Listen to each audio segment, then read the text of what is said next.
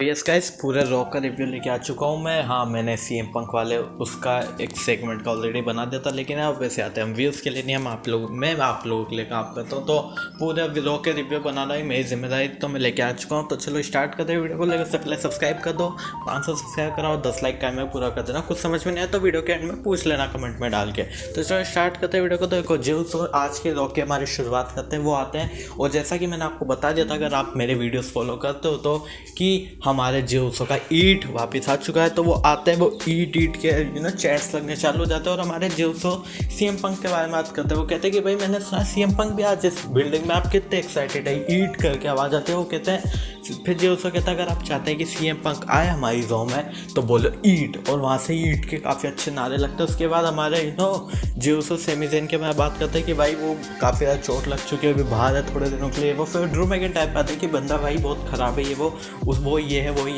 है। उसके बाद हमें ड्रू मैकिंटायर आते हैं। वो सबसे पहले तो आके ये कहते हैं सीएम पंक के लिए कि भाई हमें सीएम पंक नहीं चाहिए रॉ पे, वो यहाँ पे बर्बाद कर देगा सब कुछ जो उसने पहले करा था।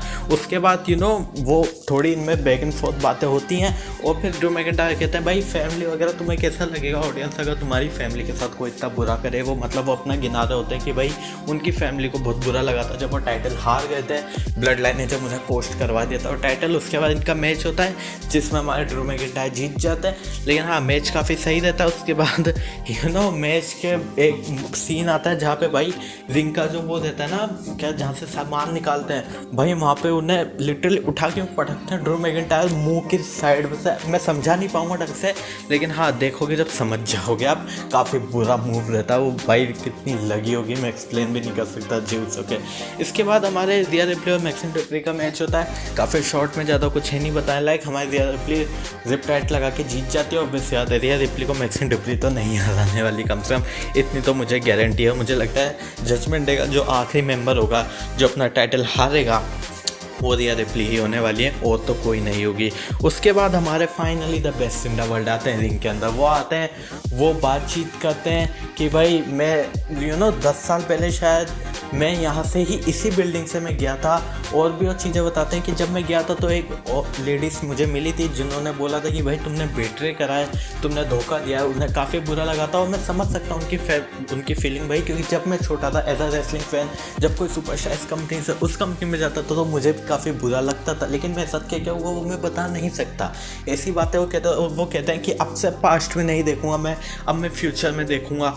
और फिर वो एडम पियास से कहते हैं कि भाई एडम पियास तू खुश हो जा, क्योंकि the new superstar in Monday night raw is CM Punk. फिर वो लेते हैं और साइन करके रख देते हैं। उसके बाद जैसे ही वो रिंग के ऊपर चढ़ के अपना सेलिब्रेशन टाइप यूँ करने लगता है, उसके बाद हमारे सेथ रॉलिंस आते ही तो सबसे पहले यूँ कहते हैं भाई चुप हो जा, और ये मत बोल कि ये तेरा घर है, ये तूने 10 साल पहले ही ये अबॉन्डन कर दी थी जगह, तूने हम सब के बारे में बुरा भला बोला है, तूने इस कंपनी को नीचे गिराने की कोशिश करी है, और ये जो ऑडियंस बैठी है जो घर पे देख रहे हैं ये सब मेरी फैमिली है, और मैं इनका कुछ भी नहीं होने दूंगा, कुछ बुरा नहीं होने दूंगा, खासकर तेरे जैसे आदमी से।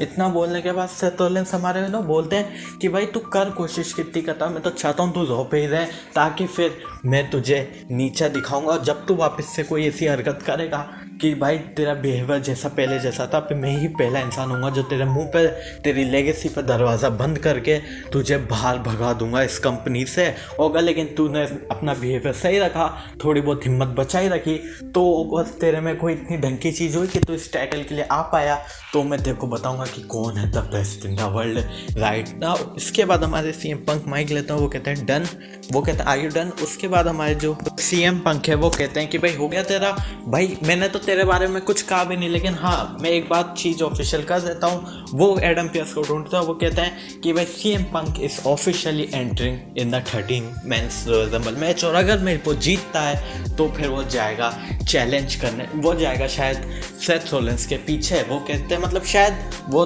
आफ्टर तुम्हारे ही हो सकता है वर्ल्ड हेड चैंपियनशिप के लिए। तो वो बोल के सीएम पंक चल जाते हैं रिंग के बाहर, एक तरह से उन्होंने थोड़ी सी वार्निंग टाइप दे दी कि भाई बच के रहना, अगर मैं जीत गया तो तेरे पीछे भी आ सकता हूँ मैं।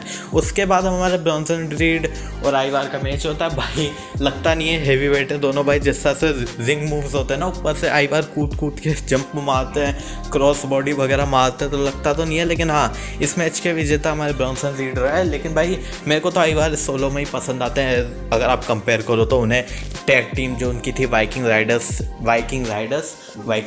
थी ना, जो भी थी, उससे तो मुझे सोलो ही पसंद है। उसके बाद हमारा एक सेगमेंट आता है जजमेंट डे का, जिसमें हमारे जजमेंट डे के मेंबर्स वगैरह आते हैं और हमारे आर्ट आते हैं। भाई पता नहीं क्या डेकोरेशन का सामान लेना है, लेके आते हैं और डेमिन पेस्ट कहते हैं हाँ भाई तू बात क्या, तेरे को दिक्कत क्या है, तू बोल।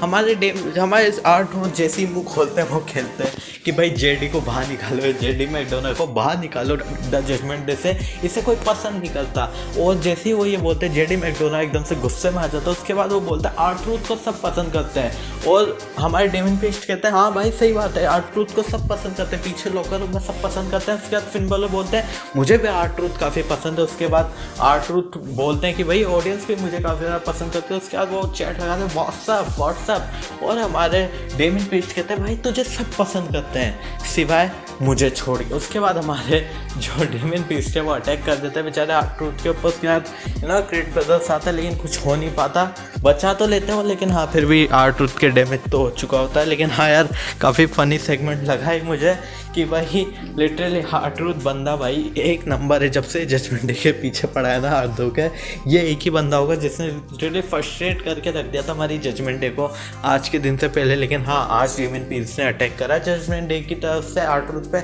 अब देखना इंटरेस्टिंग बनता है कि आगे भी कुछ ना कुछ होगा या फिर हमारे आर्ट नकटाई धारण करके मतलब ढीठ बन के वापस से आ जाएंगे हमारी जो जजमेंट डे एक तरह से उनके सामने। क्योंकि भाई आज जिस तरह से उन्होंने कहा भाई वो प्रिटेंड ऐसे करते हैं जैसे वो ऑलरेडी जजमेंट डे के मेंबर है।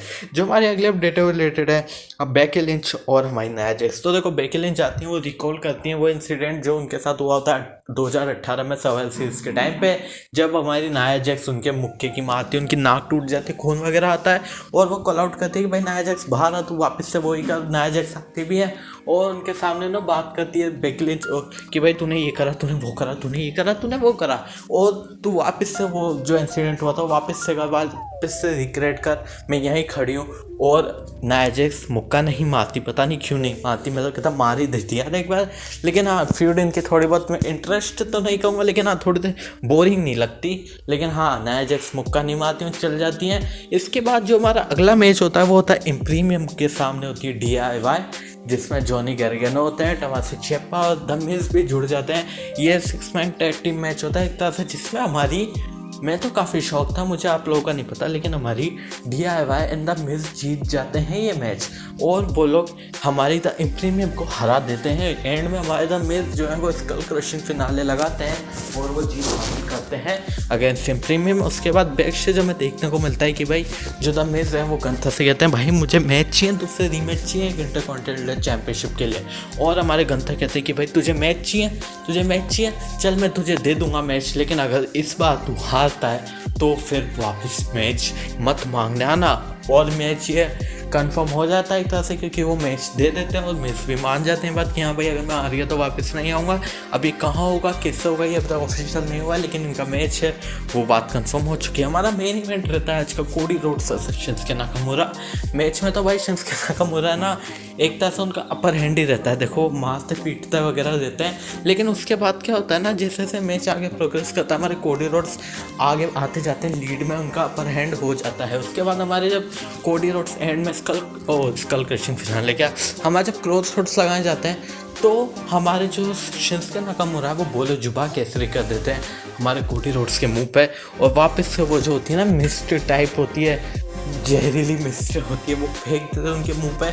उसके बाद वो अटैक करने लग जाता है, हमारे वापस से क्रीड ब्रदर्स आ जाते हैं, शायद क्रीड ब्रदर्स ही ना उनका नाम, एक तो मैं गलत बोल रहा हूँ।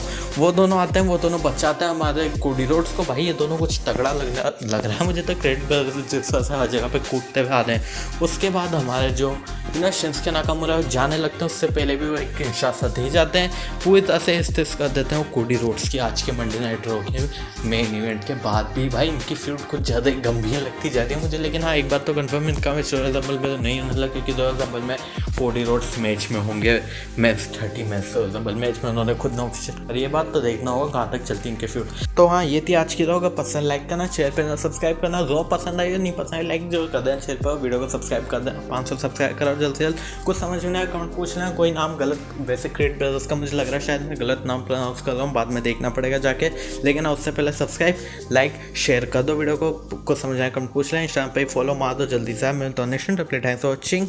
अगली वीडियो बाद में ही आएगी लेकिन आज हो जाएगी।